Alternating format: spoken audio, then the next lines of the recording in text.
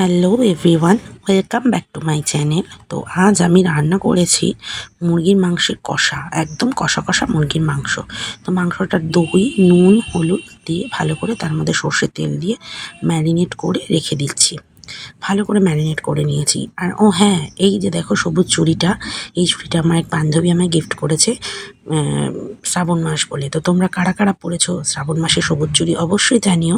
তো মাংসটা ভালো করে ম্যারিনেট করে রেখে দিলাম, রেখে 1 ঘন্টা মতো রেস্টে রেখে দেবো। আর এদিকে গোটা মশলা আমি বেটে নিয়েছি, কাঁচা লঙ্কা, পেঁয়াজ, রসুন আর গোটা জিরে আর আদা বেটে নিয়েছি। আর এই দিয়ে আলুগুলো আমি লাল করে ভেজে নিয়েছি নুন হলুদ দিয়ে। তারপরে কড়াইতে গরম তেলের মধ্যে পেঁয়াজগুলো আমি সব দিয়ে দিয়েছি। পেঁয়াজগুলো দিয়ে ভালো করে ভাজতে দিয়েছি। পেঁয়াজগুলো হালকা বাদামি বাদামি কালার হয়ে আসলে ওর মধ্যে 2-4 দানা চিনি দিয়ে দিয়েছি, যাতে কালারটা সুন্দর আসে। তো চিনি দিয়ে আবার নাড়িয়ে চাড়িয়ে কুচি করে রাখা টমেটোগুলোও দিয়ে দিয়েছি। কুচি করে রাখা টমেটো দিয়ে আবারও ভালো করে নাড়িয়ে চাড়িয়ে মশলাটা যেই পেঁয়াজ আর টমেটোটা যেই ভাজা ভাজা হয়ে রাখা যাবে, তারপরে আগে থেকে বেটে রাখা মশলাটা দিয়ে দিয়েছি। আমি কিন্তু পাটায় মশলাটা বেটেছি। তো ভালো করে দিয়ে আবারও ভালো করে কষিয়ে নিয়েছি। এর মধ্যে হলুদ গুঁড়ো, গুঁড়ো মশলা হিসেবে হলুদ গুঁড়ো আর হচ্ছে গিয়ে লঙ্কার গুঁড়ো আর একটু সামান্য ধনে গুঁড়ো দিয়ে আবারও ভালো করে কষতে দিয়েছি। মশলাটা ভালো করে কষে গেলে তারপরে আমি আগে থেকে ম্যারিনেট করা মাংসটাও দিয়ে দিয়েছি। আগে থেকে ম্যারিনেট করা মাংসটা দিয়ে আমি ভালো করে মশলার সাথে মিশিয়ে নেব।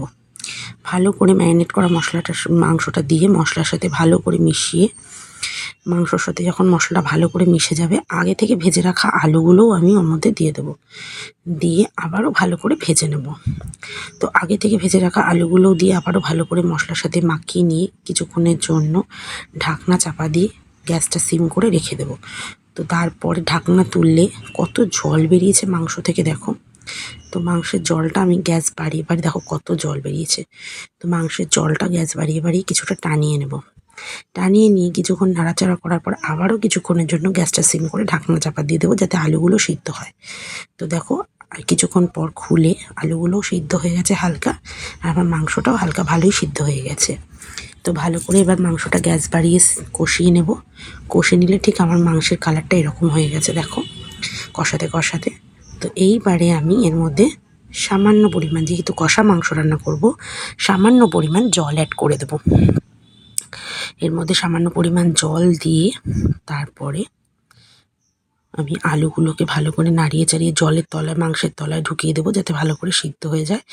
তারপরে কিছুক্ষণের জন্য আবারও ঢাকনা চাপা দিয়ে রাখলেই রেডি হয়ে যাবে আমার কষা কষা মাংস। তো তারপরে গোটা গরম মশলা বেটে ওর মধ্যে দিলেই রেডি হয়ে যাবে মুরগির কষা মাংস। তা তোমরা কারা কারা ভালোবাসো অবশ্যই জানিও। টাটা।